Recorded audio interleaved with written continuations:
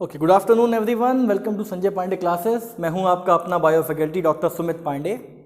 और हमारे बोर्ड की स्लाइड्स को देख के आप समझ ही गए होंगे कि हम किस बारे में बात करने वाले हैं। आज हम बात करने वाले हैं the most awaited topic of entire biology, that is human physiology. देखिए, मोस्ट अवेटेड मैंने इसलिए बोला क्योंकि टॉपिक तो सारे ही इंपॉर्टेंट है, चाहे वो जेनेटिक्स हो, प्लांट मॉर्फोलॉजी हो, प्लांट एनाटॉमी हो, प्लांट फिजियोलॉजी हो, सेल बायोलॉजी हो, लेकिन बच्चे को ह्यूमन फिजियोलॉजी हमेशा इंतज़ार रहता है। ह्यूमन फिजियोलॉजी का उसको हमेशा वेट रहता है कि कब ह्यूमन फिजियोलॉजी का टाइम आए और उसको ह्यूमन फिजियोलॉजी पढ़ने का मौका मिले। क्यों? क्योंकि यही एक चैप्टर ऐसा है जो हमको पूरी डॉक्टर वाली फीलिंग देता है। अब आप कहेंगे सेल की बात करें, सेल बायोलॉजी की बात करें, प्रोफेज, मेटाफेज, एनाफेज, टीलोफेज, अच्छा वो भी है, बहुत अच्छा है, लेकिन जो बच्चे को डॉक्टर वाली फीलिंग आती है वो किस में आना शुरू होती है? ह्यूमन फिजियोलॉजी में। उसमें क्या पड़ेगा? वो हार्ट के बारे में जानेगा, हार्ट से रिलेटेड डिजीज़ के बारे में जानेगा। अगर वो लोकोमोशन पढ़ेगा, स्केलेटल सिस्टम पढ़ेगा, तो बोन्स और मसल्स के डिसऑर्डर्स के बारे में जानेगा। तो सोसाइटी में जब वो इंटरेक्ट करेगा अपने घर में, अपने रिश्तेदारों में, अपने फ्रेंड्स में, तो वो इन डिजीज़, इन सब्जेक्ट, इन टॉपिक पे बात कर सकेगा। तो उसको बड़ा अच्छा लगता है कि अरे वाह, कोई तो ऐसी डिजीज़ है, कोई तो ऐसा सब्जेक्ट है जिसके बारे में हम पढ़ रहे हैं, जान रहे हैं और जिसको हम अप्लाई कर सकते हैं, एप्लीकेबल कर सकते हैं। अब जैसे मान लीजिए अगर उसने किसी दूसरे सब्जेक्ट में कोई भी पढ़ा, तो उसको वो प्रैक्टिकली कहाँ अप्लाई कर पाएगा? सपोज़ कोई भी अगर चैप्टर है, अगर हम बात करें ह्यूमन फिजियोलॉजी की, अगर हम एस्टमक का एग्जाम्पल लें, तो बच्चा स्टमक अपने आप को फील कर सकता है कि हाँ, हमारे पास स्टमक है। अगर हम ओसोफेगस की बात करें, फूड पाइप की बात करें, विंड पाइप की बात करें, तो ये एक ऐसी चीज़ है जिनको हम डे टू डे लाइफ में रिलेट कर सकते हैं। जैसे कि हर बॉय का सपना, हर लड़के का सपना, 6 पैक एब्स। ठीक, ये हमें दिख रहा है।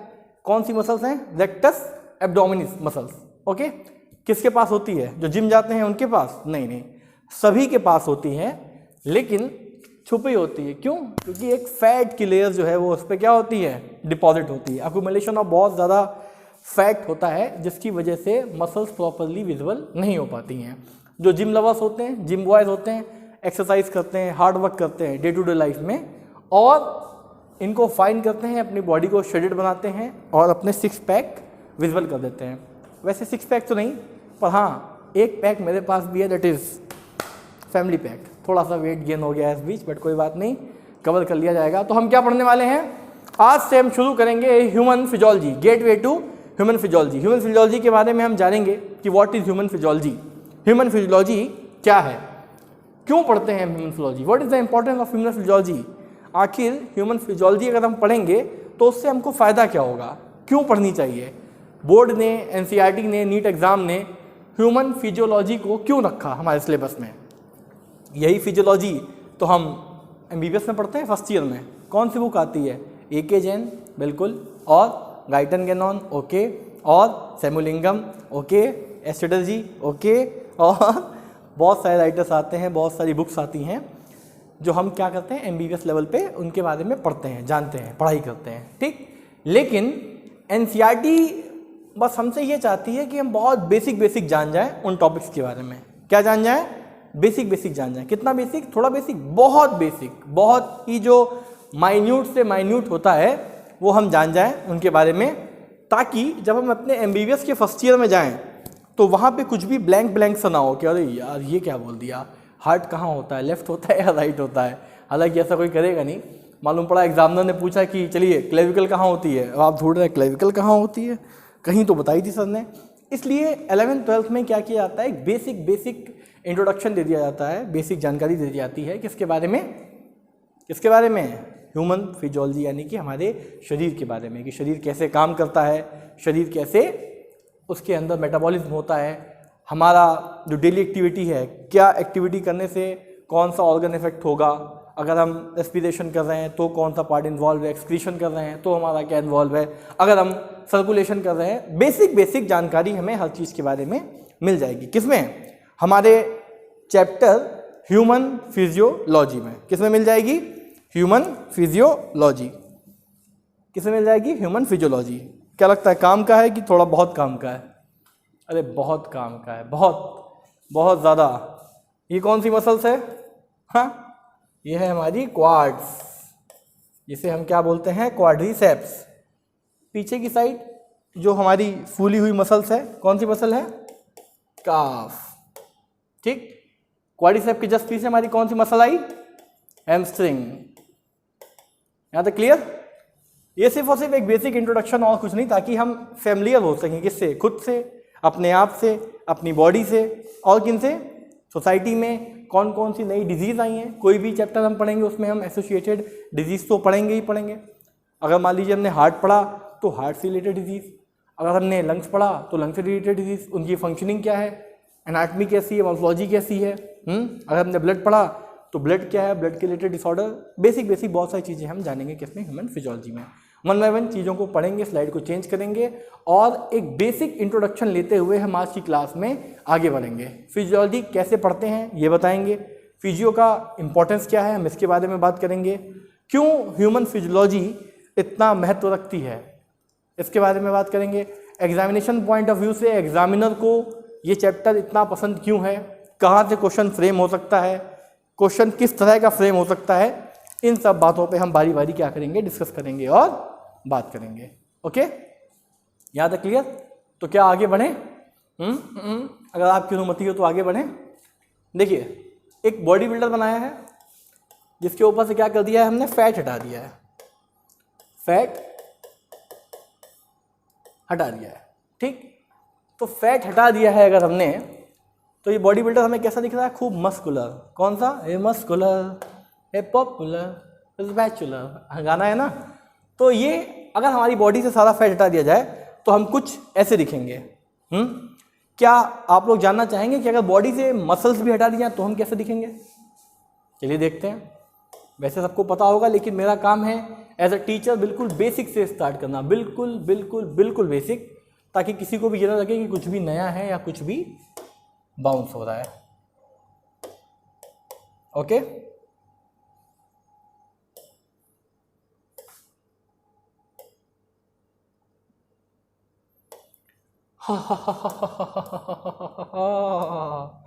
ये कौन है?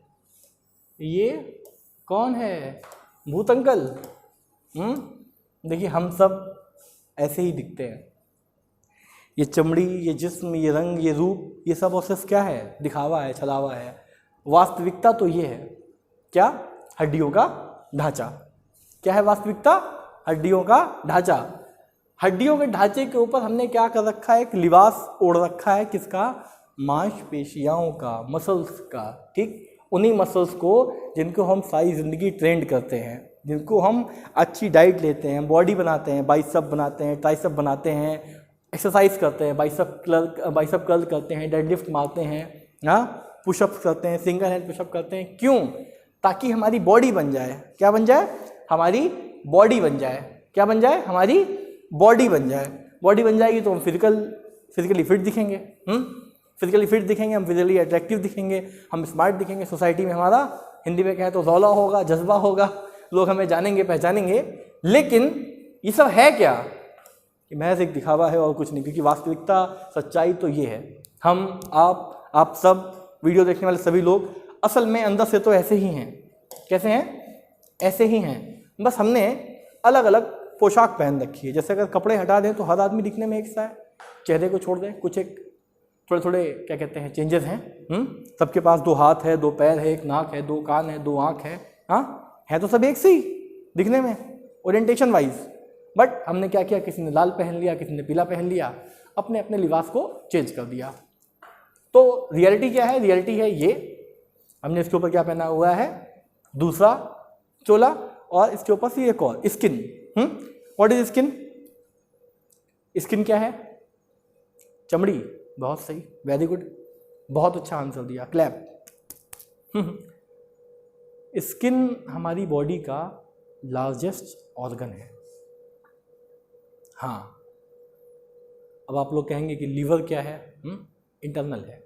ठीक, अगर लार्जेस्ट ऑर्गन बोला जाए पूरा तो किसके बारे में बात करेंगे? स्किन के बारे में। क्या लगता है, स्किन हमारा एक्सक्रीशन में हेल्प करता है कि नहीं करता है? हाँ, बिल्कुल करता है। अदरवाइज स्वेटिंग होती है कि नहीं होती है? जब हम दौड़ते हैं, जब हम एक्सरसाइज करते हैं, जब हम कोई भी फिजिकल टास्क, फिजिकल एक्टिविटी को परफॉर्म करते हैं, तो स्वेटिंग होती है कि नहीं होती? बिल्कुल होती है। तो क्या लगता है, स्किन जो है वो एक्सक्रीशन में हेल्प कर रहा है कि नहीं कर रहा है? हाँ, कर रहा है। हार्मफुल केमिकल्स जो हैं वो हमारी स्किन पे आके ट्रैप हो जाते हैं, रुक जाते हैं। ठीक। तो क्या स्किन हमारा प्रोटेक्शन में काम कर रहा है कि नहीं कर रहा है? बिल्कुल कर रहा है। तो स्किन एक इम्पॉर्टेंट ऑर्गन हुआ कि नहीं हुआ? बिल्कुल हुआ। क्या स्किन ही इम्पॉर्टेंट ऑर्गन हुआ? नहीं, बॉडी का हर एक ऑर्गन, हर एक टिश्यू, हर एक सेल, सब कुछ क्या है? इम्पॉर्टेंट है। कितना इम्पॉर्टेंट है? बहुत इम्पॉर्टेंट है। अगर वेस्टिजियल ऑर्गन्स को हटा दे तो, अब क्वेश्चन आता है कि वेस्टिजियल ऑर्गन क्या होते हैं। हमने आपको जब ह्यूमन एवोल्यूशन पढ़ाया था तो उसमें वेस्टिजियल ऑर्गन क्या होते हैं उनके बारे में भी बताया था। अगर किसी को नहीं पता है कि वेस्टिजियल ऑर्गन क्या होते हैं तो वो प्लीज़ प्लेलिस्ट में जाए, ह्यूमन एवोल्यूशन सर्च करे और ह्यूमन एवोल्यूशन की सीरीज़ को देखे, वहाँ पे आएंगे वेस्टिजियल ऑर्गन्स क्या होते हैं। एक हिंट दे देता हूँ, जिसे क्या कहते हैं? अपेंडिक्स। हाँ, क्या अपेंडिक्स इंपॉर्टेंट है? Gas gas gas gas gas, क्या अपेंडिक्स इंपॉर्टेंट है? अभी सिर्फ इंट्रोडक्शन है, कोई जल्दी वाली बात नहीं है, अपने पास बहुत टाइम है, बहुत टाइम है, बिल्कुल भी जल्दबाजी नहीं करेंगे। ह्यूमन फिजियोलॉजी एक ऐसा टॉपिक है, एक ऐसी यूनिट है जिसके बारे में हम जितना आराम से, जितना टाइम लेते हुए, जितना slowly along with the question practice हम इसको पढ़ेंगे, हम उतना बेहतर जान पाएंगे। Again I repeat, human physiology एक ऐसा टॉपिक है जिसके बारे में हम जितना आराम से, जितना स्लोली जितना धीमे धीमे समय लेते हुए पढ़ेंगे, उतना हम इसके बारे में क्या करेंगे? जान पाएंगे। ओके, तो ये मत सोचिए कि सर टाइम कम है, सीधा टॉपिक पे आ जाएं। सीधा टॉपिक पे आ जाएंगे तो उसकी रूपरेखा नहीं बन पाएगी, और अगर रूपरेखा नहीं बन पाएगी तो क्या चैप्टर के सोल को हम टच कर पाएंगे? बिल्कुल नहीं कर पाएंगे। बहुत सारे टीचर्स का कहना है, और मैं उनकी बात से पूरा सहमत हूँ, कि जो पहला लेक्चर होता है ना, वो सब्जेक्ट की सोल होता है, टॉपिक की सोल होता है। क्या होता है? पहला लेक्चर क्या होता है? सब्जेक्ट की, टॉपिक की सोल होता है। बच्चे क्या करते हैं कि पहले लेक्चर को मिस कर देते हैं। अरे ठीक है यार, पहला ही लेक्चर तो है, पहले लेक्चर में सर क्या ही पढ़ा देंगे? अरे सर बहुत कुछ पढ़ा देंगे पहले लेक्चर में। हाँ, तो ये थॉट तो अपने अंदर लाना ही नहीं है कि पहले लेक्चर में कोई क्या पढ़ा देगा, या पहले लेक्चर में ऐसा क्या हो जाएगा जो हमको नहीं पता। पहला लेक्चर सोल होता है। अभी एक छोटा सा एग्जाम्पल लेते हैं, पानी पी लें फिर बताते हैं। तब तक आप लोग कोशिश करिए इस डायग्राम को बनाने की। अपना ही डायग्राम है, हम लोग सब अंदर से ऐसे ही दिखते हैं।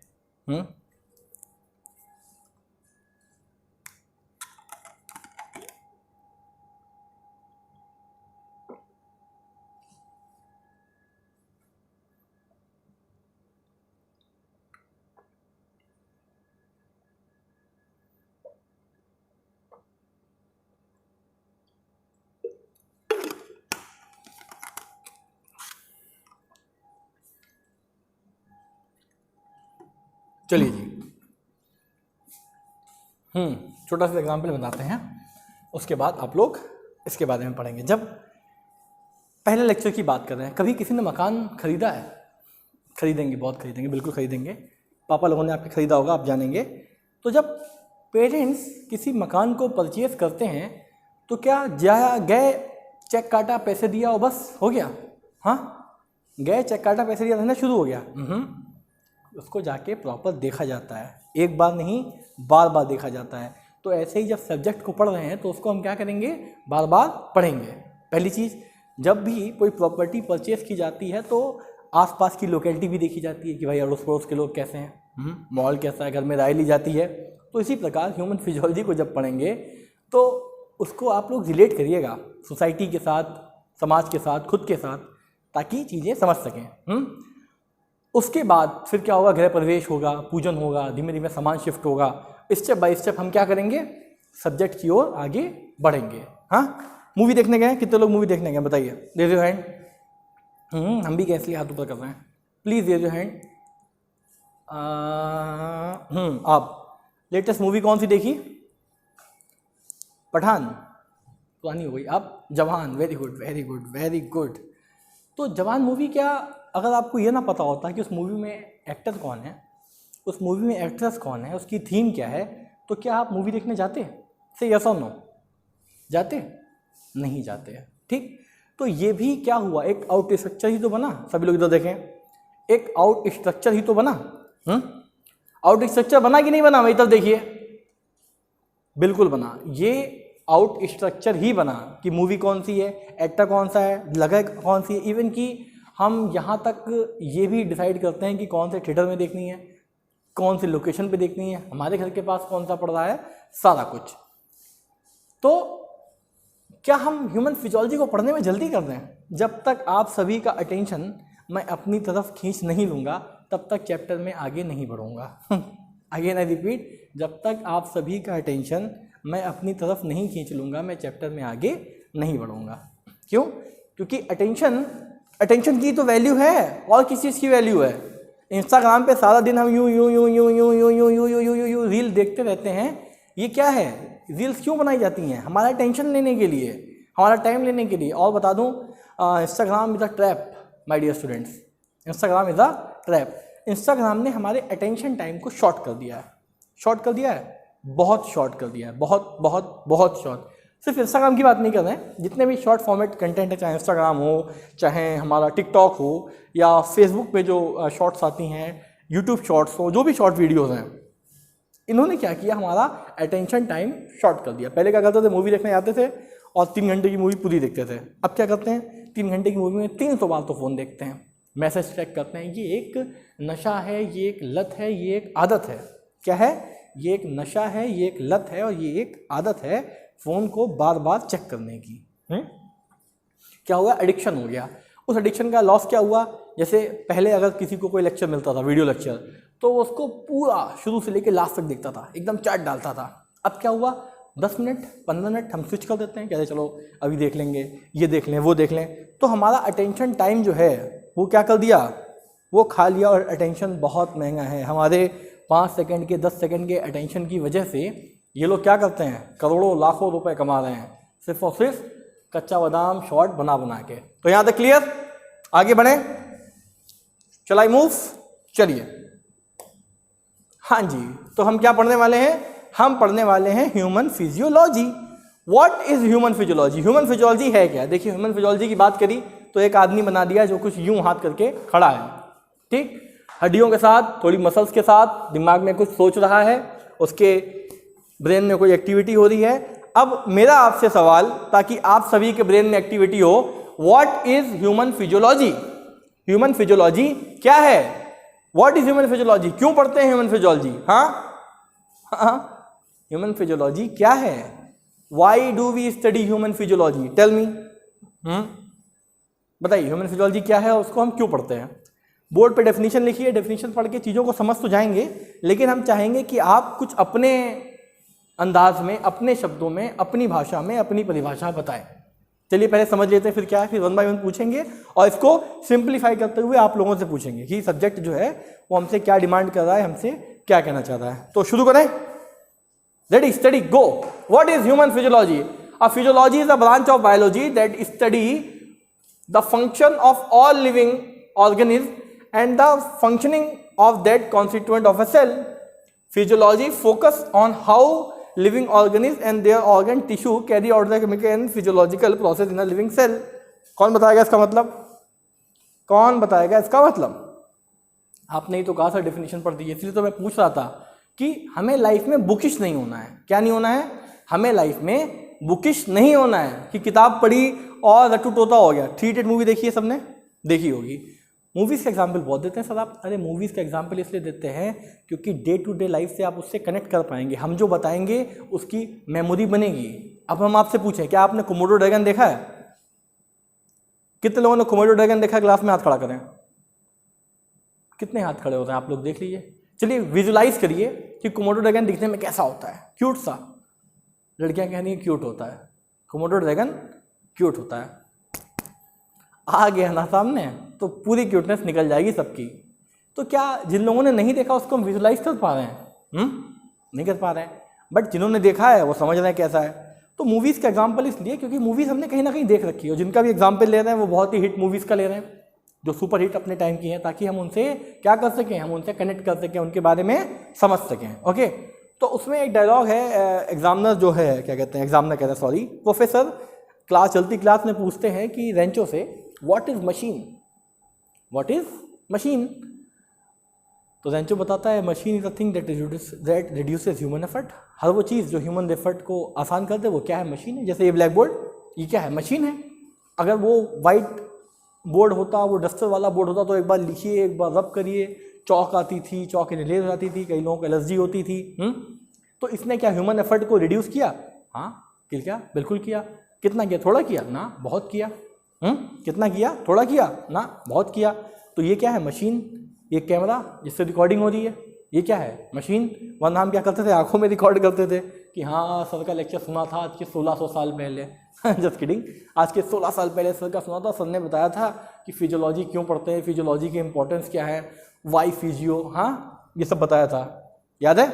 तो क्या हमारी आंखें भी तो कैमरा हैं, बल्कि आंखें मशीन है? नहीं, मशीन नहीं है। ठीक, तो चतुर रामालिंगम ने कितनी अच्छी डेफिनेशन बताई थी, अ machine is nothing this this this that that that. क्या वो किसी को याद रहा? नहीं याद रहा। इसीलिए बुकिश नहीं होना है, कोशिश करना है कि अपने अंदाज में, अपनी भाषा में, अपनी लैंग्वेज में जितना कन्वे कर सकें उतना कन्वे कर दें। क्या कर दें? अपनी भाषा में, अपने अंदाज में, अपने लैंग्वेज में जितना कन्वे कर सकते हैं उतना कन्वे कर दें। यहाँ तक ठीक? यहाँ तक ठीक? क्लियर? ओके, तो चलिए एक एक लाइन पढ़ेंगे, इसका मतलब समझेंगे। What is physiology? देखिए, जहाँ कहीं भी लॉजी लग जाए इसका मतलब क्या होता है? स्टडी। एक बच्चा कहता है हम नहीं मानते हैं सर, एग्जाम्पल दीजिए। अच्छा भाई लीजिए एग्जाम्पल। चलिए, क्या लिखा? बायोलॉजी। और ये मतलब स्टडी, बायो मतलब life, study of life is called biology. तो जहां जहां लॉजी लगेगा, लोगस, वो मतलब क्या हो जाएगा? स्टडी। तो physiology means a physiology is a branch of biology. क्या है फिजियोलॉजी? बायोलॉजी की ही ब्रांच है, बायोलॉजी की ही ब्रांच है that studies the function of all living organism. वो क्या करती है? हर लिविंग ऑर्गेनिज्म के फंक्शन को पढ़ती है कि कोई भी लिविंग ऑर्गेनिज्म है वो अपनी बॉडी में फंक्शन कैसे कर रहा है। अगर कोई ह्यूमन है तो वो फंक्शन कैसे परफॉर्म कर रहा है, हमारी बॉडी में जो भी लिविंग टिश्यूज हैं, ठीक, वो अपने फंक्शन कैसे परफॉर्म कर रहा है। डेड सेल जो हैं उनकी बात नहीं करेंगे यहाँ पे, ठीक, डेड टिश्यूज की बात नहीं करेंगे, जो भी लिविंग है। अगर हार्ट है वो फंक्शन कर रहा है, heart is a pumping device. Heart क्या है? हार्ट एक पंपिंग डिवाइस है। हार्ट अगर पंप कर रहा है तो कैसे पंप कर रहा है ये हम पढ़ेंगे, ठीक। अगर हमारी मसल्स जो हैं वो हमारे किसी भी लोकोमोटरी एक्टिविटी में हेल्प कर रही हैं तो वो कैसे कर रही हैं? अगर हमारी मसल्स किसी भी लोकोमोटरी एक्टिविटी में हेल्प कर रही हैं तो वो कैसे कर रही हैं? क्या मसल्स जिंदा है कि नहीं है? बिल्कुल जिंदा है। जिंदा है तभी तो हम कोई टास्क परफॉर्म कर पा रहे हैं। ये हमारे हाथ से कौन सी मसल्स अटैच हैं? स्केलेटल मसल, तभी तो हम हाथ ऊपर कर पा रहे हैं। ये हमारे हाथ में कौन सी मसल अटैच है? सभी लोग बोलें स्केलेटल मसल, तभी तो हम हाथ ऊपर कर पा रहे हैं। हमारे स्टमक में स्मूथ मसल्स कहाँ पे? गैस्ट्रो इंटेस्टाइनल ट्रैक्ट में। कहाँ पे? गैस्ट्रो इंटेस्टाइनल ट्रैक्ट में। कहाँ पे? Gastro intestinal. एक बात बार बार इसलिए बोलते हैं दोस्तों ताकि आपको समझ में आए, आपको याद में आ जाए। क्या हो जाए? आपको समझ में आए और आपको याद आ जाए। कहाँ पे? गैस्ट्रो इंटेस्टाइनल ट्रैक्ट में, ठीक। दूसरी हमारी कौन सी मसल्स? Cardiac muscle. कहाँ प्रेजेंट है? हार्ट में। तो हर वो चीज़ जो लिविंग है उसकी स्टडी हम किस में करेंगे? ह्यूमन फिजियोलॉजी में। अगर कोई मोटा मोटा आपसे पूछे कि what is human physiology, human physiology में हम क्या पढ़ते हैं, तो हर हमारी बॉडी में जितने भी लिविंग ऑर्गन्स हैं उनकी प्रॉपर फंक्शनिंग कैसी होती है, लिविंग सेल्स कैसे फॉर्म करते हैं, और बायोलॉजिकल लेवल पे हमारी बॉडी में जितने भी टास्क होते हैं वो कैसे होंगे, चाहे वो रेस्पिरेशन हो, एक्सक्रीशन हो, या हमारी बॉडी जो सेल्स बनाती है, रिप्रोडक्टिव ऑर्गन्स हैं, वो कैसे वर्क करते हैं। बॉडी अलग अलग लेवल पे जितने भी सिस्टम्स हैं, बहुत सारे सिस्टम है, लिम्बिक सिस्टम है, इम्यून सिस्टम है, रेस्पिरेटरी सिस्टम है, एक्सक्यूलेटरी सिस्टम है, सर्कुलेटरी सिस्टम है, डाइजेस्टिव सिस्टम है, बहुत सारे सिस्टम बने। सिस्टम क्यों बने? लेवल ऑफ डिवीजन हुआ। हम कहाँ से पढ़ते आए हैं? एनिमल किंगडम से, कि सबसे पहले क्या था? सेलुलर लेवल ऑर्गेनाइजेशन, फिर क्या हुआ? Tissue level organisation. बहुत सारे ऑर्गेनाइजेशन हुए ताकि सबके जो टास्क हैं वो असाइंड हो जाए। लीवर अपना काम कर सके, हार्ट अपना काम कर सके, लंग्स अपना काम कर सके, किडनी अपना काम कर सके, गॉल ब्लैडर अपना काम कर सके। तो ये जितना भी हैं वो क्या है? ये सब लिविंग एंटिटीज है। वही तो यहाँ पे लिखा है कि functioning of all living entities, कि जितने भी हमारी बॉडी में लिविंग एंटिटीज हैं वो कैसे वर्क करते हैं, ये हम किस में पढ़ते हैं? ह्यूमन फिजियोलॉजी में। आगे बढ़ते हैं। हाँ, कुछ लोगों का मेजर कॉन्ट्रीब्यूशन है, बहुत सारे लोगों का। कौन? साइंटिस्ट लोग जिन्होंने अपना अपना योगदान दिया, उनको हम क्या कहते हैं? फादर। क्या कहते हैं? फादर। जिस भी साइंटिस्ट का जिस क्षेत्र में सबसे बड़ा योगदान है उनको हम बोलते हैं कि ये उस एरिया के फादर थे। लेकिन मेरी आप सभी से रिक्वेस्ट है, किसी भी साइंटिस्ट का नाम लें तो उनके आगे प्लीज सर मेंशन कर दिया करें। क्यों? क्योंकि उनका जो कंट्रीब्यूशन है बहुत ज़्यादा है। जब भी बच्चों से पूछते हैं कि फादर ऑफ बायोलॉजी तो बोलते हैं एरिस्टोटल, जैसे एरिस्टोटल उनके दोस्त हों। लेकिन हमें रिस्पेक्ट के साथ कहना चाहिए सर एरिस्टोटल, क्योंकि सर एरिस्टोटल ने अगर इतना योगदान नहीं दिया होता तो क्या आज हम बायो को इतनी खूबसूरती के साथ पढ़ रहे होते? नहीं पढ़ रहे होते। जब भी बात आती है साइंटिस्ट की तो बच्चे बहुत सारे कहते हैं कि सर जितने भी साइंटिस्ट हैं उसमें बहुत इंग्लिश साइंटिस्ट का, विदेशी साइंटिस्ट का ही इतना बड़ा कंट्रीब्यूशन क्यों, हमारे इंडिया के साइंटिस्ट कहाँ गए? तो हमारे इंडिया के साइंटिस्ट, हमारे वेदों में, हमारे शास्त्रों में सब कुछ पहले से ही लिखा हुआ है। इन लोगों ने क्या किया? कुछ भी डिस्कवर नहीं किया है बल्कि रीडिस्कवर किया है। ये तस्वीर लगी है, मैं आपको इनका नाम नहीं बताऊंगा, लेकिन आपके घरों में जितने भी फैमिली में फादर लोग हैं, बड़े लोग हैं, वो इनको जानते होंगे। फादर ऑफ बायो छोड़िए, father of surgery, father of science, medical science में जितना हमारे ऋषि का कंट्रीब्यूशन है उतना किसी का नहीं। ये आपके आगे क्वेश्चन मार्क है कि कौन से ऋषि हैं। आप चाहे तो इस वीडियो को फोटो का कैप्चर कर सकते हैं और नेट से खुद ही सर्च कर सकते हैं, ताकि हम अपने संस्कृति के बारे में जानें, अपने ऋषि मुनियों के कॉन्ट्रीब्यूशंस के बारे में जानें। हम सिर्फ यहाँ तक ना जानते रहें कि एरिस्टोटल कौन थे, थेरोप्लास्ट कौन थे, हमारे किन साइंटिस्ट का क्या कंट्रीब्यूशन था, जूलॉजी और बॉटनी। हम जूलॉजी बॉटनी से भी आगे बढ़े, हम सर्जरी के बारे में बात करें, हम आयुर्वेद के बारे में बात करें, हम चरक संहिता के बारे में बात करें। इससे ज़्यादा मैं कोई और हिंट नहीं देने वाला हूँ। तो यहाँ पे 3 साइंटिस्ट के बारे में फोटो लगी है। एक है हमारे कौन? एरिस्टोटल ना, sir Aristotle means father of biology. इन्होंने एक बहुत अच्छी कहावत भी कही है। लोग कहते हैं कि एरिस्टोटल सर अपने टाइम पे पोएट थे, बट उन्होंने कहा है कि man is a social animal. इंसान जो है वो एक सोशल एनिमल है। उसकी आदत है कि वो सोसाइटी में एक साथ रहे। जैसे एनिमल्स हैं सोसाइटी में साथ रहते हैं, वो लोगों के साथ इंटरेक्ट करे, उनसे बात करे और घुल मिल के रहे। अगर वो ऐसा नहीं करता है तो या तो वो प्रीस्ट है, यानी कि या तो वो संत है या फिर वो गॉड है, क्योंकि अकेले रहने की कैपेसिटी किसके अंदर है? या तो संतों में या फिर गॉड में। और सर एरिस्टोटल ने भी कहा है कि man think wisely but act foolishly. हम सभी लोग क्या करते हैं? सोचते तो बहुत अच्छा है बट काम गलत कर देते हैं। ठीक, तो हमारे फादर ऑफ बायोलॉजी के बारे में आपने जाना। Father of biology. बायो के 2 डिवीजन हैं, एक हमारा क्या है? जूलॉजी, एक हमारा बॉटनी। किसी भी साइंटिस्ट का नाम नहीं बताएंगे, ये आप लोगों के लिए होमवर्क है। आप सब खुद उनके नाम को सर्च करके आएंगे और मुझको बताएंगे कि सर मैंने सर्च किया। जिनका लिखा है यहाँ पे वो तो एक अलग बात है। 2 साइंटिस्ट ऐसे हैं जिनका नाम नहीं लिखा है, बस मैं उनका हिंट दूंगा कि वो किस चीज़ के फादर कहलाए जाते थे। आप सभी का काम है उनको सर्च करना। ठीक, तो father of zoology and father of biology sir Aristotle. Father of botany में बहुत अहम योगदान दिया, बहुत सारी रिसर्चेस करी, बहुत सारी बुक्स को बताया। एक बहुत ही फेवरेट बुक है एनिमलिया हिस्टोलिया, उसके बारे में पढ़िएगा, बहुत अच्छी अच्छी बातें उसमें लिखी हैं। फादर ऑफ फिजियोलॉजी कौन? फादर ऑफ फिजियोलॉजी, जिन्होंने क्या किया? फिजियोलॉजी के क्षेत्र में अपना बहुत बहुत बहुत अहम कंट्रीब्यूशन दिया। अगर ये ना होते तो शायद फिजियोलॉजी उस मुकाम पे नहीं पहुंच पाता जहां पे आज है। देखिए दोस्तों, होता क्या है कि किसी के होने या ना होने से कोई काम रुकता नहीं है। किसी के होने या ना होने से कोई काम रुकता नहीं है, बशर्ते काम जो है वो स्लो हो जाता है। क्या हो जाता है? स्लो हो जाता है। किसी के होने या ना होने से कोई भी काम रुकता नहीं है, बस क्या हो जाता है? काम हमारा स्लो हो जाता है। जो एफिशिएंसी होती है, जो स्पीड होती है, वो क्या होती है? वो क्या होती है? स्लो हो जाती है। ठीक, तो अगर ये नहीं होते तो क्या आज हम फिजियोलॉजी को नहीं पढ़ रहे होते? हाँ, ये हो सकता है कि थोड़ा लेट पढ़ रहे होते, 100 साल बाद पढ़ रहे होते, 500 साल बाद पढ़ रहे होते, लेकिन हम पढ़ जरूर रहे होते हैं। क्यों? क्योंकि नियति में कहते हैं कि दुनिया में अनहोनी कुछ नहीं है, सब कुछ है जो वो क्या है? होनी है। और अगर सब कुछ होनी ही है तो होनी से डरना क्यों? फिर किस बात की अनहोनी? तो किसी के होने या ना होने से दुनिया रुकती नहीं है। बस हाँ, ये हो सकता है कि हमारा जो बताइए क्या, हमारा जो काम है उसकी स्पीड स्लो हो सकती है। क्या हो सकती है? हमारे काम की स्पीड स्लो हो सकती है। कितनी स्लो हो सकती है? काफ़ी स्लो हो सकती है, बहुत स्लो हो सकती है। नेक्स्ट आगे बढ़े। थोड़ा सा पानी, गला गीला, आप लोग भी पानी पीते रहिए, बॉडी को क्या करिए? हाइड्रेटेड रखिए। हाँ, चाय वगैरह बहुत ज़्यादा नहीं पीनी है, डायबिटिक्स होता है, सारा पानी बाहर निकल जाता है, फ्लूइड बाहर निकल जाते हैं।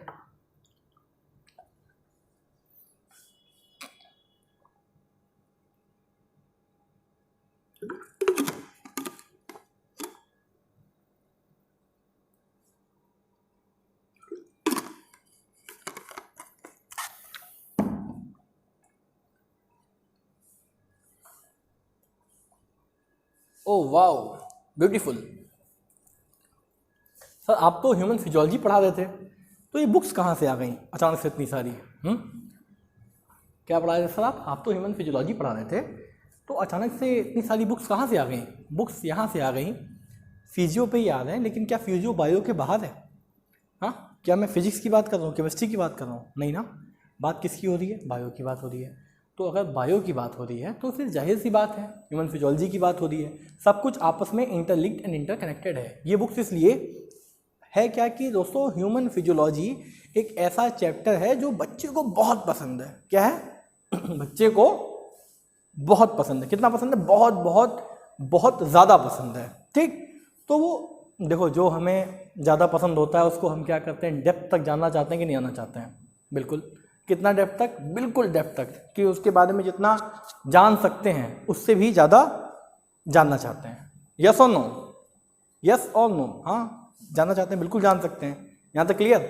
तो जब भी हम क्या पढ़ते हैं, ह्यूमन फिजियो, ठीक, तो सभी बच्चों का एक बेसिक लेवल पे देखा तो सबका ये बहुत फेवरेट होता है कि नहीं होता है? अगर आप सभी 100 लोग यहाँ पे बैठे हैं तो अपने दिल पे हाथ रख के पूछिए कि क्या आपका फेवरेट है कि नहीं। हो सकता है किसी का प्लांट हो, किसी को क्या कहते हैं ICR वगैरह में जाना हो, क्या कहते हैं कृषि के क्षेत्र में बहुत अच्छा काम करना हो, तो वो कर सकता है, बिल्कुल कर सकता है। उसको बॉटनी में इंटरेस्ट होगा, उसको होना भी चाहिए। और डाइवर्सिटी ऐसे ही मेंटेन रहती है जब सबके अलग अलग मत हों। अगर सबको ह्यूमन फिजियोलॉजी में इंटरेस्ट आ जाएगा तो हमारे एनिमल्स क्या करेंगे? वेटरनरी साइंस कौन पढ़ेगा? कोई नहीं पढ़ेगा। हमारे प्लांट्स का क्या होगा? रिसर्च जो हैं, इतने बड़े बड़े रिसर्च इंस्टीट्यूट हैं, उनका क्या होगा? उनका क्या होगा? बताइए, क्या होगा उनका? ठप पड़ जाएंगे। तो डाइवर्सिटी मेंटेन करना बहुत जरूरी है। Again coming back to the point, बच्चे मुझसे पूछते हैं सर हमें ना कौन सी बुक पढ़नी चाहिए, क्या आप ये बता सकते हैं? देखिए, इन बुक्स के अलावा मेरे अकॉर्डिंग बाहर नहीं जाना चाहिए। ठीक, अरे सर कुछ छूट जाएगा, बाहर नहीं जाएंगे तो। इन बुक्स के अलावा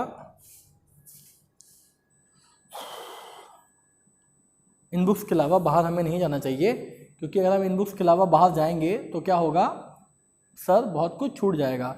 और अगर मैं कहूँ कि कुछ नहीं छूटेगा फिर अगर मैं कहूँ कुछ नहीं छूटेगा बच्चों, फिर कुछ नहीं छूटेगा, क्योंकि आपका जो टीचर है वो भी रिसर्च करके आता है। यहाँ पे आपको पढ़ाने से पहले कोई भी टीचर, सिर्फ अपनी बात नहीं कर रहे हैं, वो अलग अलग 4 पब्लिशर्स की, अलग अलग 4 राइटर्स की बुक को पढ़ेंगे। उसके बाद वो NCERT को पढ़ेंगे। NCERT एग्जाम्पलर क्या कहती है वो उसको जानेंगे। NCERT फिंगर टिप क्या बताती है उसको जानेंगे। MTG बुक्स जो है जिसमें 30 ईयर्स के क्वेश्चंस होते हैं, वो उनके बारे में पढ़ेंगे। फिर वो यहाँ पे आके लेक्चर डिलीवर करते हैं, क्योंकि हम जानते हैं कि आप सभी लोग बड़े खुराफाती हैं, ढूंढ के लाते हैं कि सर ये बताइए खून जो है वो नीला क्यों होता है। हमने कहीं तो पढ़ा था, क्या पढ़ा था कि खून कैसा होता है? नीला होता है। अरे टीचर पढ़ के आता है कि blood is blue due to the presence of pigment haemocyanin, जो उसके लिए क्या रिस्पॉन्सिबल होता है? ब्लू बनाने के लिए। सर रेड क्यों होता है? Red due to the presence of haemoglobin. ठीक, तो ऐसा नहीं कि हम आप लोगों से डरते हैं। एक टीचर के मन में हमेशा ये होता है कि बच्चे को बहुत बहुत बहुत अच्छा डिलीवर हो, जिसके लिए वो खुद कई सारी मेहनत करके आता है। तो जिस काम के लिए आपके बड़े भाई, आपके पापा, आपके टीचर मेहनत कर रहे हैं, आप उसमें मेहनत क्यों करो? घर में पापा जॉब कर रहे हैं कि नहीं कर रहे हैं? पापा जॉब कर रहे हैं ताकि वो अपने बच्चों को अच्छी एजुकेशन दे सकें, अच्छी शिक्षा दे सकें, अच्छी दीक्षा दे सकें। ठीक, ताकि क्या कर सकें? बच्चे अच्छे से पढ़ सकें। क्या आपको भी जॉब करने की आवश्यकता है? नहीं। अभी जब तक आप लोग छोटे हैं, आप लोग सिर्फ और सिर्फ क्या करें? ट्रस्ट करें। क्या करें? रिलाई करें। किस पे? अपने पेरेंट्स पे, अपने टीचर्स पे, कि वो जो हमारे लिए करेंगे वो बहुत बेहतर करेंगे। तो इंपॉर्टेंट बुक्स की बात करें अगर, NCERT की फुल फॉर्म कोई बताएगा? National council of education research and training. Okay, ठीक। ये क्या है? हमारी क्लास 11th की NCERT, क्लास 12th की NCERT। क्योंकि क्वेश्चन जो है वो direct cut to cut NCERT based ही आता है। अगर मान लीजिए 90 क्वेश्चन हैं तो 85 तो नहीं, बट हाँ 80 क्वेश्चन जो है वो NCERT से कट टू कट उठ के आते हैं। 10 क्वेश्चन जो है वो सब्जेक्ट के बाहर जाते हैं। हायर एग्जाम वगैरह जो पहले होता था, जिप्मा, रेम्स, उसमें पूछा जाता था, all India pre medical test, जब से UPSC PMT। अभी क्या है? अभी तो सब कंबाइंड हो गया, सिंगल एग्जाम है। अभी क्या है? सब कंबाइंड हो गया, सिंगल एग्जाम है, नीट। है कि नहीं है? बिल्कुल है। तो उतना डेप्थ में नहीं जाते हैं। बाकी असर्शन रीजन वगैरह है, प्रीवियस ईयर क्वेश्चंस जो हैं, क्या बहुत इंपॉर्टेंट चीज़ है भाई, PYQ यानी कि प्रीवियस ईयर क्वेश्चंस। लिख देता हूं यहां पे,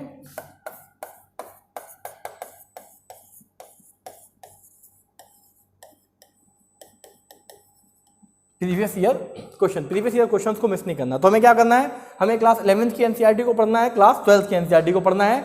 NCERT at your finger tips बहुत अच्छी बुक है, बहुत अच्छी, बहुत खूबसूरत, थोड़ा सा एक्सटेंडेड फॉर्म में, इलेबोरेटेड फॉर्म में मेंशन है जो भी टेक्स्ट है।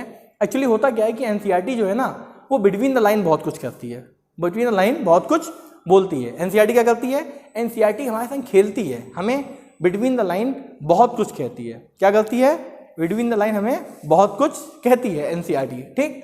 और वही बिटवीन द लाइन को एक्सप्लेन करने के लिए टीचर चाहिए होता है, उसी बिटवीन द लाइन को एक्सप्लेन करने के लिए क्या चाहिए होता है, टीचर चाहिए होता है। और वही टीचर अलग अलग कई सारी किताबों को पढ़ के आता है ताकि चीज़ों को क्या कर सके, सिंप्लीफाई कर सके, किनके, आप जैसे प्यारे प्यारे बच्चों के लिए, उनके चेहरे को मुस्कान बनाने के लिए, ठीक।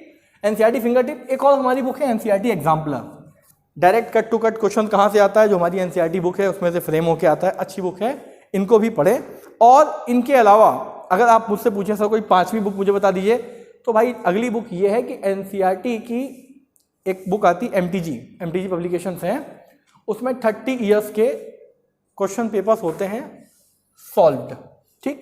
इसको जरूर पढ़ना चाहिए। क्या करना चाहिए, एनसीईआरटी के 36 ईयर के क्वेश्चन पेपर्स होते हैं सॉल्व्ड, इनको हम पढ़ेंगे तो हमको जानकारी मिलेगी किसके बारे में, सब्जेक्ट के बारे में, कंटेंट के बारे में, टॉपिक के बारे में, एग्जामिनेशन पॉइंट ऑफ व्यू से कौन कौन से क्वेश्चन पूछे गए हैं। देखिए, दो चीज़ें होती हैं, नॉलेज होना एक अलग चीज़ है, थ्योरी पता होना एक अलग चीज़ है, लेकिन युद्ध जीतना बिल्कुल अलग चीज़ है, ठीक। क्या है, नॉलेज होना एक अलग चीज़ है, कंटेंट पता होना एक अलग चीज़ है, और युद्ध जीतना बिल्कुल अलग चीज़ है। हमें बहुत अच्छी नॉलेज हो, हमें बहुत अच्छी फिजिक्स आती है, बहुत अच्छी केमिस्ट्री आती है, हमें बहुत अच्छी एनसीईआरटी रटी हुई है, लेकिन अगर हमसे क्वेश्चन सॉल्व नहीं हो रहा है तो क्या हम जीत जाएंगे? जसप्रीत बुमराह, दीपक चहल, योगेंद्र चहल, कुलदीप यादव, ये सब इतने अच्छे बॉलर्स हैं, क्या ये बिना प्रैक्टिस के जीत जाते हैं?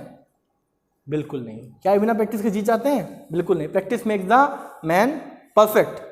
And sir what about womens? Womens are already perfect my dear. Okay, तो हमें क्या करना है, हमें एनसीईआरटी पढ़नी है, एमटीजी 36 पब्लिकेशन, हमें क्वेश्चंस को सॉल्व करना है, क्वेश्चन प्रैक्टिस करनी है। जितनी ज़्यादा हम क्वेश्चन को प्रैक्टिस करेंगे, जितना ज़्यादा हम क्वेश्चन प्रैक्टिस करेंगे, उतना ज़्यादा हम करीब होंगे किसके, अपने सिलेक्शन के। जितना ज़्यादा हम क्वेश्चन प्रैक्टिस करेंगे उतना किसके करीब होंगे, अपने सिलेक्शन के। यहाँ तक क्लियर? चलिए आगे बढ़ते हैं।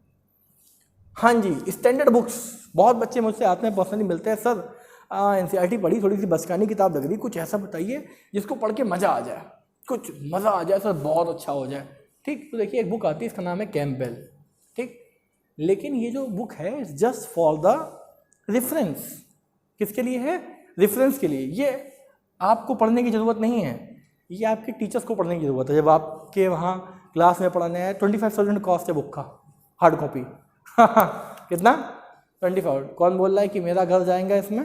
हाँ, MC स्टैंड? नहीं, 25,000 क्या है, बुक का कॉस्ट है। और सॉफ्ट कॉपी जनरली मिल जाती है सस्ते में, बट जो मज़ा हार्ड कॉपी में है वो सॉफ्ट कॉपी में नहीं है। सॉफ्ट कॉपी मतलब वही लगेगा कि क्या कहते हैं, हम क्या कर रहे हैं, लैपटॉप की स्क्रीन चला रहे हैं। उसके बाद हमारी एक और बुक है एस्ट्रेटजी, लेकिन कैम्पबेल तक तो फिर भी ठीक है।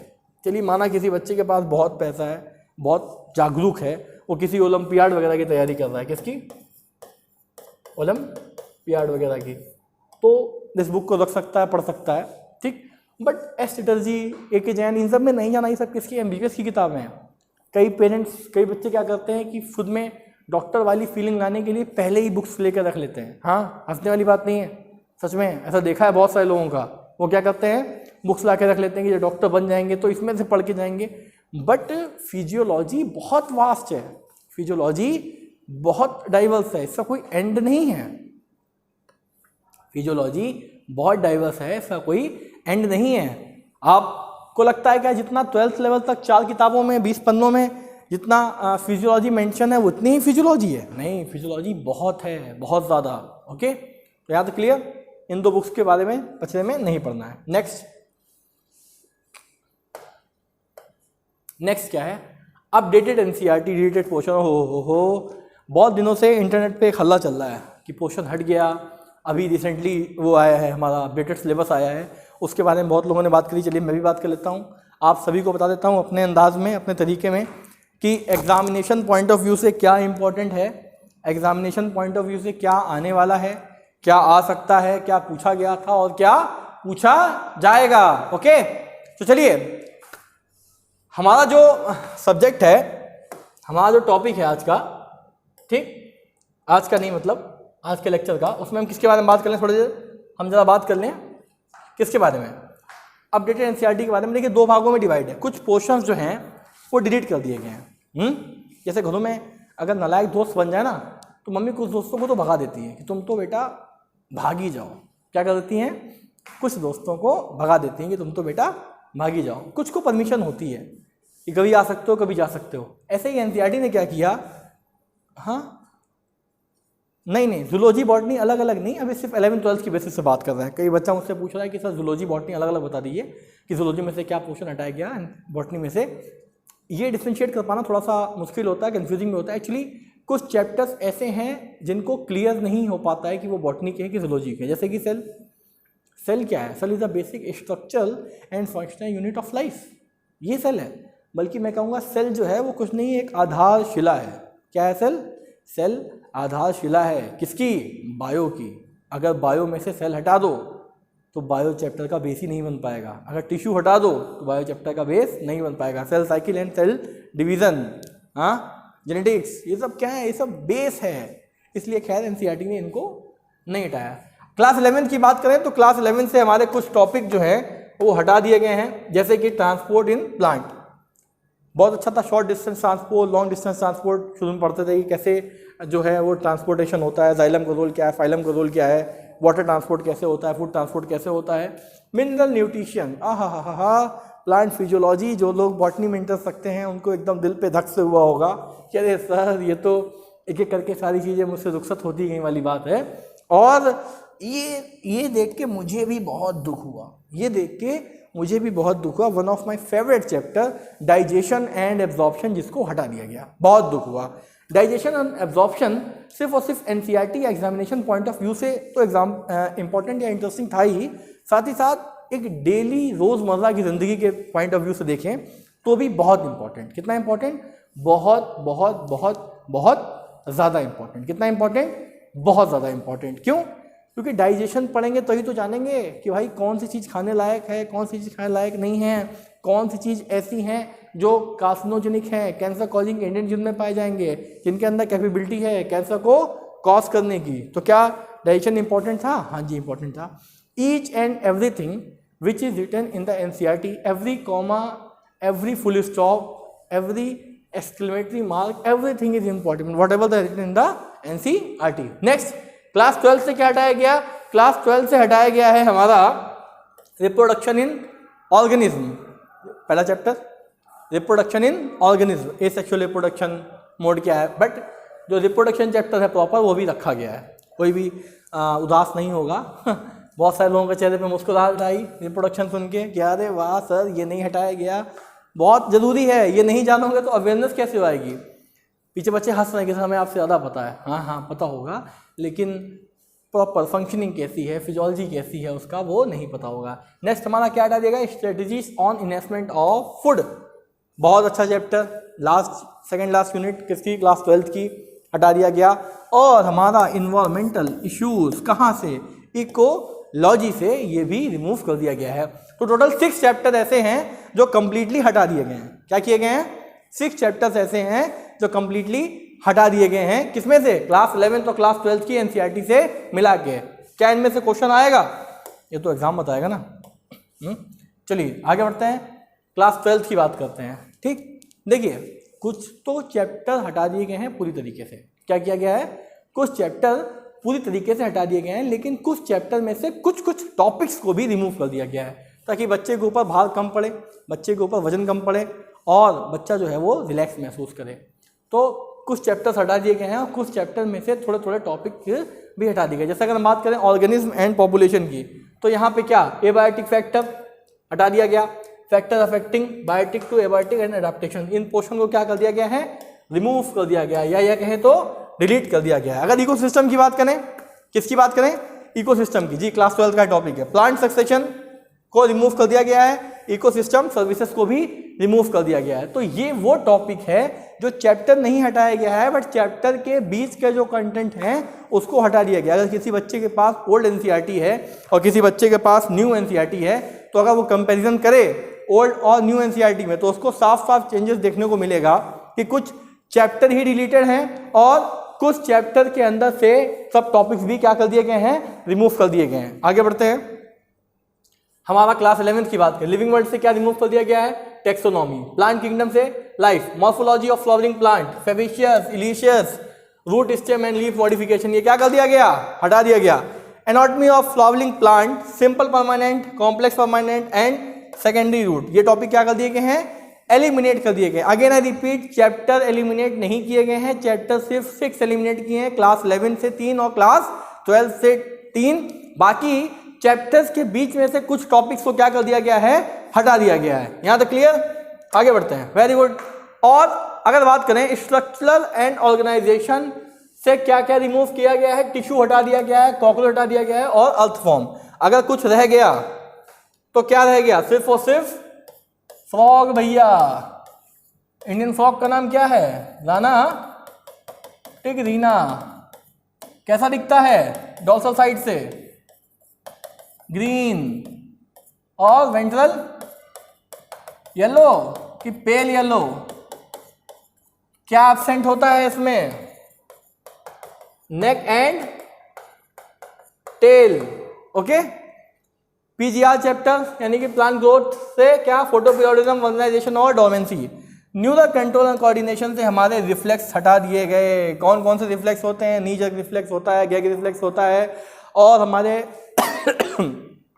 डीप रिफ्लेक्स होते हैं, सुपरफिशियल रिफ्लेक्स होते हैं। बिना कम समय बिताए हुए एक बार हम फिजियोलॉजी के चैप्टर्स को समझ लेते हैं और ये समझ लेते हैं कि कैसे को रिलेशन शो करती है हमारे चैप्टर्स एनसीईआरटी के एक दूसरे से और कैसे सब कुछ एक दूसरे में आपस में कनेक्टेड है। ओके, तो क्या है हमारा हेडिंग, ह्यूमन फिजियोलॉजी। पहला हमारा क्या था, डाइजेशन एंड एब्जॉर्प्शन। दूसरा बॉडी फ्लूइड्स एंड सर्कुलेशन। तीसरा क्या था हमारा, रेस्पिरेशन,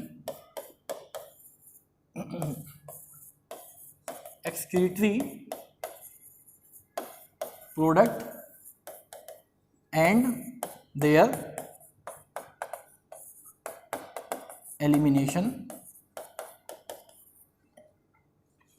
फिफ्थ क्या था हमारा, chemical control and coordination. Sixth क्या था हमारा,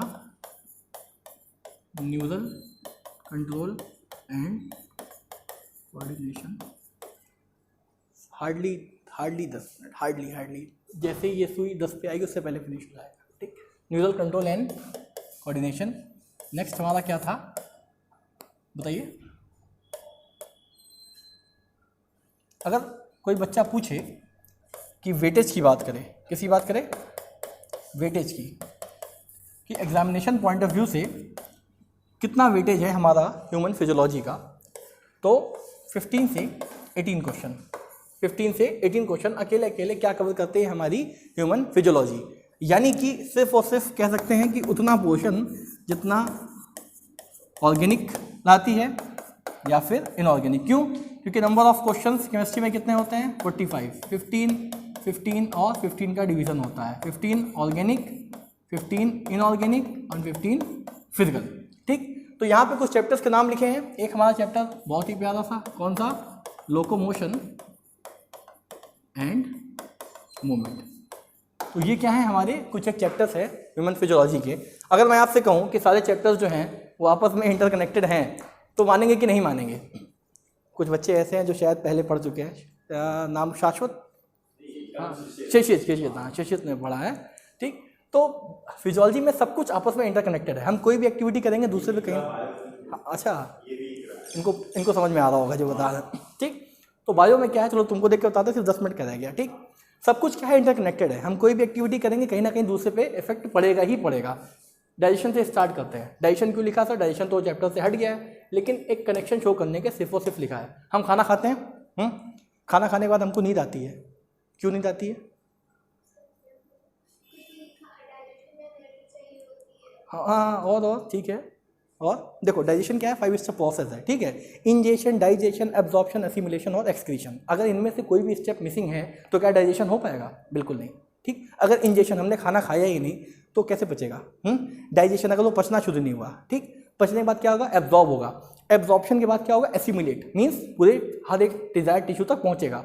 और एक्सक्रीशन, तो ये जो 4th स्टेप आता है, इंजेशन, डाइजेशन, एब्जॉर्प्शन और एसिमिलेशन।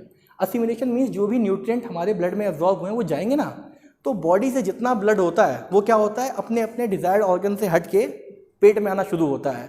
तो अगर सोचो कि दिमाग में बहुत सारा ब्लड है और वो स्टमक तक आएगा तो हमें सुस्ती महसूस होगी कि नहीं होगी? तो हमको नींद आएगी कि नहीं आएगी? ये एक रीज़न है कि खाना खाने के बाद हमको नींद आने लगती है। लोग क्या बताते हैं कि आलस आ गया ना। अब से अगर कोई आपसे पूछे कि खाना खाने के बाद नींद क्यों आई, तो क्या बताओगे कि digestion is a 5 step process. Ingestion, digestion, absorption, assimilation and excretion. During the time of assimilation हमारी बॉडी का जो ब्लड होता है वो हमारे गट तक आता है, सारे न्यूट्रिएंट को लेता है और सप्लाई करना लगता है कहाँ? अलग अलग ऑर्गन्स तक। तो जो ब्रेन में ज़्यादा क्वांटिटी का ब्लड है, कुछ तो ब्लड आएगा ना नीचे, ताकि उसको लेके भाई न्यूट्रिएंट्स को सर्वाइव कर सके। तो क्या होगा? हमें सुस्ती महसूस होगी और हमें नींद आने लगेगी। तो क्या डाइजेशन का रिलेशन मैंने शो किया बाकी चीज़ों से, ठीक। चलो बॉडी फ्लूइड्स एंड सर्कुलेशन की बात करें। बॉडी फ्लूइड्स एंड सर्कुलेशन, 2 हिस्सों में चैप्टर को तोड़ा कि हमारी बॉडी में बॉडी फ्लूइड्स कौन से हैं और सर्कुलेट मीन्स वो कैसे सर्कुलेट करते हैं। अब वो समझ में आ रहा है, ठीक, बहुत बेसिक है। तो बॉडी फ्लूइड्स के बारे में बात करें तो क्या है? ब्लड और लिम्फ, ठीक। अगर ये ब्लड, क्या ये ब्लड बाकी सभी ऑर्गन से इंटरकनेक्टेड है? 100%। अगर ये ब्लड है, ठीक, ब्लड ही तो है जो न्यूट्रिएंट को लेके जाता है हर ऑर्गन तक। अगर ब्लड नहीं जाएगा तो क्या हमें हर टिश्यू तक एनर्जी मिल पाएगी? नहीं। अगर ब्लड नहीं जाएगा, सब देखिएगा, अगर ये ब्लड जो है वो एंडोक्राइन सिस्टम से हार्मोन लेके नहीं आएगा तो क्या एंडोक्राइन सिस्टम काम कर पाएगा?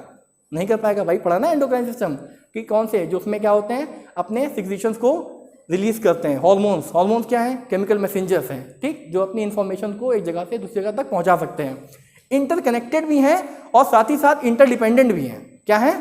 इंटरकनेक्टेड और इंटरडिपेंडेंट। यहाँ पे 2 चैप्टर्स का नाम लिखे हैं। एक है हमारा न्यूरल कंट्रोल एंड कोऑर्डिनेशन, दूसरा है हमारा, सर बस 5 मिनट चाहिए बस, हाँ। एक है हमारा न्यूरल कंट्रोल और कोऑर्डिनेशन, दूसरा क्या है हमारा? केमिकल कंट्रोल और कोऑर्डिनेशन। जब न्यूरल कंट्रोल और कोऑर्डिनेशन है तो केमिकल कंट्रोल और कोऑर्डिनेशन की जरूरत क्या पड़ी? कोई बताएगा? जब दिमाग है इतना बड़ा, ठीक है, वो क्या करता है? हमारी बॉडी को कंट्रोल और कोऑर्डिनेशन का काम करता है। तो इतना खूबसूरत चैप्टर होने के बाद केमिकल कंट्रोल और कोऑर्डिनेशन की क्या जरूरत पड़ गई? हुआ क्या कि एक बार मीटिंग थी सारे ऑर्गन्स की, ठीक। तो ब्रेन वहाँ पे कहता है कि भाई मेरे पास कैपेबिलिटीज़ तो है सारे काम को करने की, लेकिन हम भी कितना काम करें, और मेरे जो रिस्पॉन्सेज होते हैं वो बहुत क्विक होते हैं, बहुत जल्दी होते हैं। हमें कोई ऐसा चीज़ चाहिए जो बहुत आराम से धीमे धीमे से कर सके, ठीक। ये एक कहानी है समझने के लिए। तो अगर कोई काम बहुत जल्दी हो जाता है तो क्या वो लॉन्ग लास्टिंग होगा? नहीं। अगर इस घर को हम आज बनाना शुरू करें, कल खत्म कर दे तो खत्म हो जाएगा? नहीं।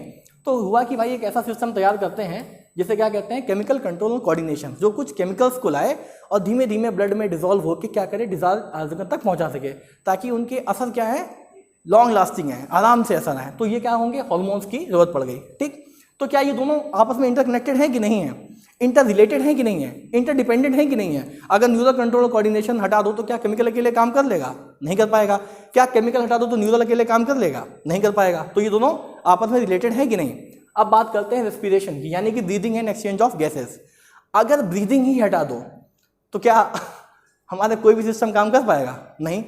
एक छोटा सा होमवर्क देते हैं आपको, जब भी मिलना मुझे पता करके बताना, ठीक। तो होमवर्क ये है कि हम ये तो जानते हैं कि ब्रीदिंग क्या है, इनहेलेशन एंड एक्सहेलेशन, ठीक, बट व्हाट इज रेस्पिरेशन? हाँ हाँ कुछ हाँ थोड़ा सा ठीक है, लेकिन कुछ एक बहुत कीमती चीज़ जो है जो मिसिंग है। जैसे मैंने अगर आप हाँ और भी कुछ है। डेफिनेशन आपकी अच्छी है, मीन्स आपको पता है, शायद रिवाइज नहीं हुआ इसलिए, बट मेन चीज़ मिसिंग होगी। जैसे मान लो कोई मेरे से पूछे आपके बारे में, तो मैं बता दूं कि एक लड़की आई थी, ब्लैक कलर के कपड़े थे, बाल खुले हुए थे, लेकिन उसका नाम ही ना बता पाए इकरा, तो क्या आंसर सही माना जाएगा? नहीं, गलत हो जाएगा। ठीक, तो क्या ये एक इंपॉर्टेंट चैप्टर हुआ? बिल्कुल हुआ। Excretory product and there elimination, excretion में कौन सा ऑर्गन इन्वॉल्व होता है? किडनी।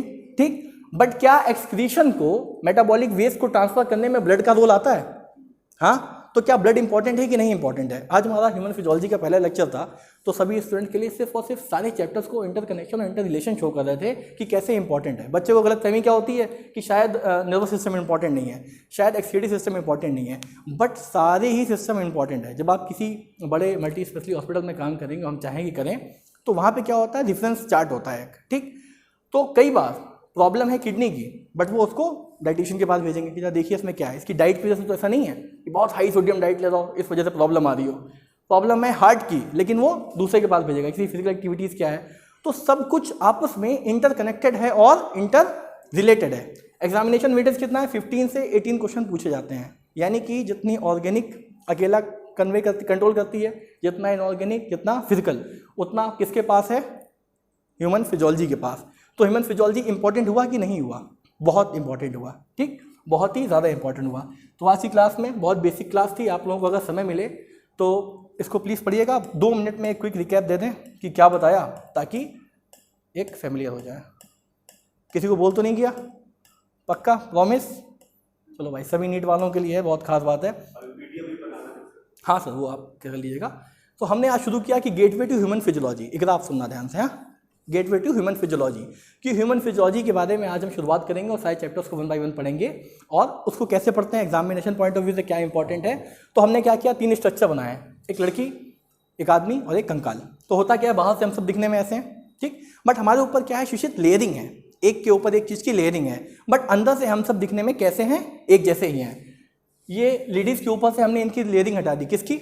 स्किन की। तो हम कैसे दिखे? हम दिखे, हाँ, हमने लेयरिंग हटा दी तो हम कैसे दिखे? मसल्स के दिखे। मीन्स हमारी स्किन क्या करती है? प्रोटेक्शन का काम करती है। किसको? मसल्स को। स्किन एक्सक्रीशन में भी काम करती है, स्वेट जो होते हैं वो स्किन के थ्रू निकलते हैं। स्किन जो है वो प्रोटेक्शन का भी काम करती है, जो हार्मफुल क्या कहते हैं पैथोजेंस आते हैं स्किन उन्हें रोक तो लेती है, ठीक। और अगर मसल्स भी हटा दी तो हम कैसे दिखेंगे? हम ऐसे दिखेंगे। तो हम सब अंदर से ऐसे दिखते हैं। ये सब क्या है? एक दिखावा है, ठीक। नेक्स्ट हमने क्या पढ़ा? नेक्स्ट हमने जाना कि ह्यूमन फिजियोलॉजी क्या है। ह्यूमन फिजियोलॉजी ये है कि हमारी बॉडी में जितने भी ऑर्गन्स हैं, क्या हैं? जितने भी ऑर्गन्स, उनकी फंक्शनिंग को डिटेल में पढ़ना। आपका नाम ब्रदर? आदित्य। अभी सुनना, हाँ, इनकी फंक्शनिंग को डिटेल में पढ़ना क्या है? ह्यूमन फिजियोलॉजी की। हार्ट कैसे वर्क करता है, ब्लड कैसे वर्क करता है, ठीक है, हमारी किडनी, हमारे स्प्लीन, ये सब कैसे वर्क करते हैं, ओके। फिर हमने जाना कि जिसका मेजर कॉन्ट्रीब्यूशन है उसको हमने क्या बोला? उस सब्जेक्ट का फादर बोला। जैसे जब भी बात करते हैं बायोलॉजी की, सर एरिस्टोटल क्या थे? Father of biology. थेरोप्लेटस क्या थे? हमारे बॉटनी के, ठीक। 2 पिक्चर्स मैंने बताई हैं, ये आप लोगों को सर्च करना है कि ये कौन है। अगर कोई बता सकता है तो बताए। ये हैं हमारे फादर ऑफ फिजियोलॉजी, इनका नाम आपको ढूंढना है। फिर बच्चे पूछते हैं सर कि एग्जामिनेशन पॉइंट ऑफ व्यू से कौन सी बुक्स इंपॉर्टेंट है।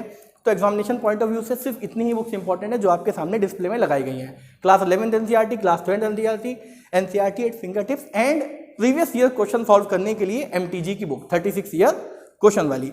बहुत सारे बच्चे पूछते हैं सर कि ऐसा क्या पढ़ लें, इसके अलावा क्या पढ़ लें कि कुछ भी बाहर से ना है। तो अपने टीचर पर ट्रस्ट करें। आपका टीचर जो आपको पढ़ाने आता है वो ऑलरेडी 6, 7, 8, 10 किताबों से पढ़ के आता है, ताकि बच्चे का एग्जाम में से कुछ भी मिस ना हो, ओके।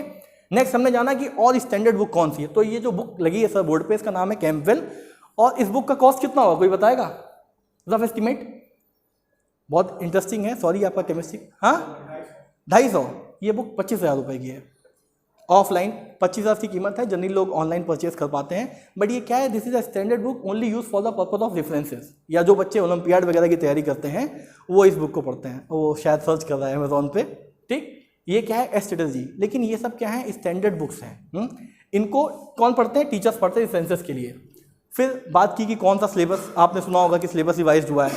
कुछ चैप्टर्स हमारे डिलीट हुए हैं, कुछ चैप्टर में से कुछ पोर्शंस कम हुए हैं। तो ये डिलीटेड चैप्टर्स की लिस्ट है। ट्रांसपोर्ट, मिनरल न्यूट्रिशन, डाइजेशन और reproduction organism, strategies for management of food, environmental issues. ये हमारा क्या हुआ है? हटा दिया गया है। ये हमारे वो टॉपिक्स जो क्या किए गए हैं, डिलीट किए गए हैं चैप्टर के अंदर से। यहाँ तक क्लियर? उनका नाम है सिर्फ। नेक्स्ट हमने क्या पढ़ा, हाँ ये वही लिस्ट है कौन कौन से टॉपिक हटा देंगे। बाकी हमने एक रिलेशन इंटर रिलेशन शो किया। 2 सिस्टम इकरा और भी होते हैं जो बहुत इंपॉर्टेंट होते हैं, बताओगी कौन सा? इन सब के अलावा जो बता देगा उसको संजय सर कुछ ना कुछ रिवॉर्ड देंगे जरूर, सर प्लीज़ दीजिएगा। इतने सिस्टम लिख दिए, 2 सिस्टम मिसिंग हैं, सर की तरफ से कोई ना कोई गिफ्ट होगा, अब क्या गिफ्ट होगा नहीं पता, वो उसमें आ जाता है आपका नर्वस सिस्टम में। हाँ सारे सिस्टम लिख दिए, 2 छोड़ दिए थे क्वेश्चन के लिए, कोई भी बता सकता है। बहुत अच्छा प्राइज़ मिलेगा सर की तरफ से, ठीक है सर, आप प्लीज़ रिवॉर्ड दीजिएगा। टाइम ड्यूरेशन सिर्फ और सिर्फ 5 मिनट नहीं, 10 तक की गिनती गिनेंगे। अच्छा कौन सा? सर्कुलेटरी सिस्टम तो मेंशन है ना, ब्रीदिंग, वो क्या कहते हैं, बॉडी फ्लूइड्स इन सर्कुलेशन में। हाँ इतना खूबसूरत 2 चैप्टर, नर्वस सिस्टम भी हो गया हमारा। बता दें सर, हम बता दें, ये लोग शायद हार गए। चलिए 2 सिस्टम मिसिंग है, एक है हमारा इम्यून सिस्टम और हमारा क्या मिसिंग है, लिम्बिक सिस्टम। ठीक, तो आज की क्लास यहीं तक। आई होप आप लोगों को समझ में आया होगा। थैंक यू, मिलते हैं नेक्स्ट लेक्चर में, स्टार्ट करेंगे।